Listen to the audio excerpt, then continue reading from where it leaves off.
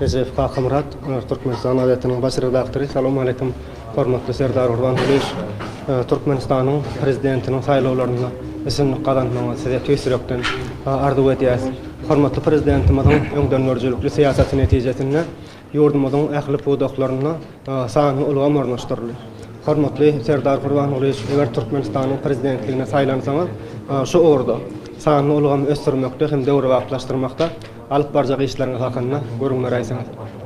Köp sağ olun berin soruğunuz için. Sizin bilşiniz ýaly hormatly prezidentimizin başçylygyna ýurdumyza sany ulgamy ösdürmek boýunça netijeli işler alınıp barlýar.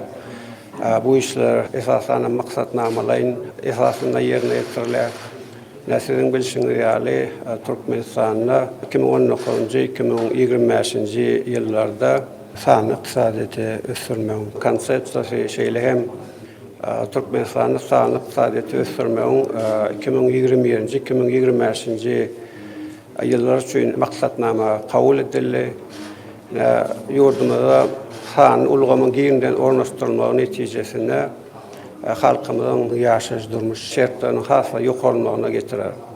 Şeýlem sizin bilşiniz ýaly ýakynly geçirilen Türkmenistanyň Milli Geňeşiniň halk maslahatynyň meclisine kabul edilen Türkmenistany 2022-2052 ýyllarda durmuş ykdysady taýdan ötürmegiň maksatnamasyna ýurdumyzda sany ulgamy ösdürmek boýunça uly ünsürlerini belläsin.